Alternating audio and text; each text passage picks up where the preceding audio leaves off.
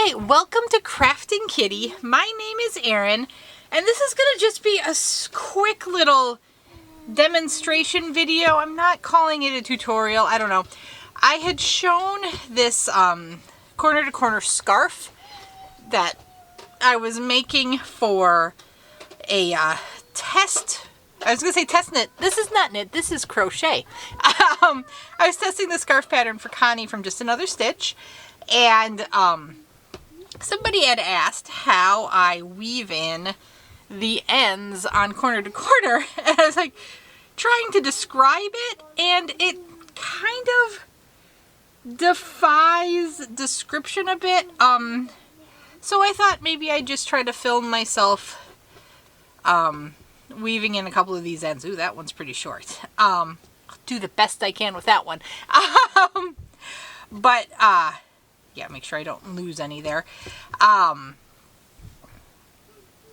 so I generally, when weaving in, like to do what I call the rule of three. Try to go in 3 directions. So like down, up, down. Try to catch 3 to 5 stitches when I do the up and downs. These are small squares, so there's my... Oh, this needle might be reaching the end of its life here. The plastic darning needles. Bingo's playing behind me, so if you hear the toys, that's what's going on. I've lost my train of thought. On these, I'm really only getting 3, and that's cool. That's within the rule, in my opinion. For C2C, I tend... It's a little different depending on which square you're on. So there's like this square, which is like the starting square, where you've made the chain and then you've come back down the chain to start the square. And then there's the one where you chain up and you use the chain space from the previous square. So I have a little different tactic I use depending on which square it is. I do try to keep the color in one square, although like in this one, if I like go over this diagonal into this square, that's okay in my opinion. I'm really trying to make sure I'm in frame and not blocking. If my tails are a little short, these are kind of a little short, sometimes I'll like pre-weave my needle in, but yeah, I'll just go through here. And I do try to split yarn because I find that grips the yarn better. So just kind of go in. I don't go in to the first or the last stitch of the block. I don't know if you can see that block. So there's one C2C block that I'm talking about. So just pull it through. And then at this point, you know, I kind of direct the yarn where you want it to go. I pull it tight and then I loosen it back up because I hate when the yarn loosens itself. So here the tail is going to be too small for me to like maneuver the yarn or the needle with it attached. So I'm going to just weave it in here, split a little bit here, try to catch it, pull the needle almost all the way through, re-thread the needle, pull it through, stretch it back out, make it look nice. Okay, we're going to do it one more time. So take my needle and kind of do the best I can here because you want to disguise it. So split it on up. There we go. Got the needle stuck in there. I'm going to take my tail, stick it in the needle, do that. Pull it, loosen it a little bit, make sure it looks a little nice. Take my scissor. Why did I grab the scissor? Okay, so this scissor has a name on it. It was Brian's roommate when he was in college, and so Brian stole the scissors years ago, and I don't know how they came into my possession.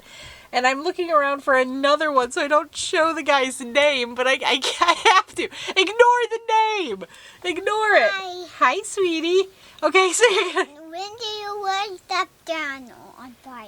When did I light? Yes, I'm burning a candle. I like to have a candle going. It makes the craft room smell nice. I lit that candle right before I started filming because it's not safe to have a candle burning if someone's not near it. Oh no, a candle isn't like a perfume spray. I can't put it on you. You know what? Why don't you let Mommy finish this and then we'll go put on perfume and make ourselves pretty for the day. We'll get your signature set. Don't worry.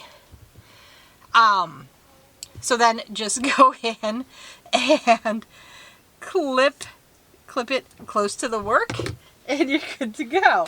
Oh, my trash bin is overflowing a bit, guys. 1 second. So there we go. Oh goodness, that's scissor. Okay.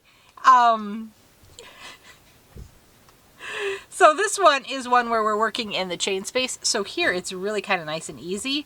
I just kind of go in and split and work it under those loops that went into the chain. That was long enough. I probably could have had the yarn pre-threaded, but I didn't. There we go. Pull it so it's a little looser. Now we're going to go back through. And in my opinion here, you could definitely go back through that same spot. No issues. So that'll be 2. That's my second pass. And then, okay, that's a little tight. I'm going to go in. Let's grab that. Grab that. Grab that. And stick it in there. Good job. See, got the needle in. Re-thread the yarn through. Good job. Okay. We'll get Adam's scissors. See, but the scissors don't work if you flip it the other way. There you go. I guess if he ever sees this, he'll know where his scissors went if he ever cared. So there you go.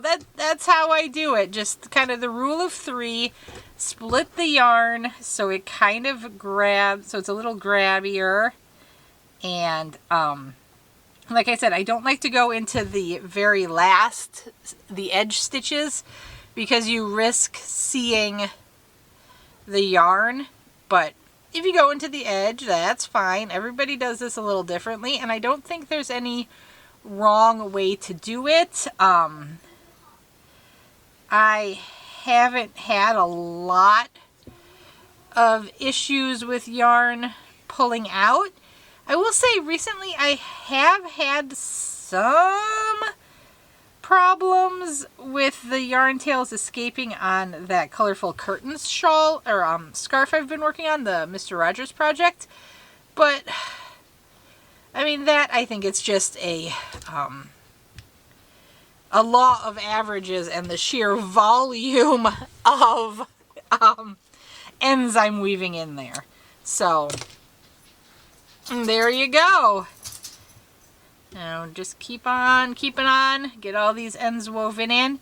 If you're curious, the scarf is done in principle. I just have these ends to weave in. I wove in all of the ends for the applique so I could get Connie her notes on the pattern. And yeah, you should, I have absolutely no idea when this video is going to be coming out. But yeah, I think by the time this video comes out, Connie will have released the pattern. And it was a fun one. It's a cute one. Hopefully you're able to nab it and get a little... Oh, come on, let's try to get that through there. Get a fun little St. Patrick's Day leprechaun, Nomi type thing made for yourself to celebrate the holiday. Clip it close to the work. There you go. It looks nice. See, then you can't see it, and it stays in there. This yarn is The greens are Big Twist Value. The white is the Michael's Loops and Threads. Was Craft Smart, now they're calling it Soft Classic. I really like it. I think it's a nice yarn. Take a quick sip of my coffee. Yeah, I think that's all I kind of have for this. I just have to keep working up this edge and get it done, and then I will have one more item to add to my completed list. Okay, oh, you can see this. I still have to film that. That's the yarn for my review of the Loops and Threads Carousel Twist. It's been sitting on this table forever, but this table has had some boxes stacked on it. Always trying to reorganize the craft room. Always trying. That's okay. It's a life project, isn't it? Okay, I'm going to see you guys later. I hope this was helpful, informative. I think I was on camera for the entire time, which is a coup. Not sure that's happened in any of my tutorials yet. I hope my hands weren't blocking it, because it's kind of hard to get your hands in the right position. Anyway, I will talk to you guys later, and yeah, have a wonderful day. Stay safe, be awesome. Okay, bye-bye.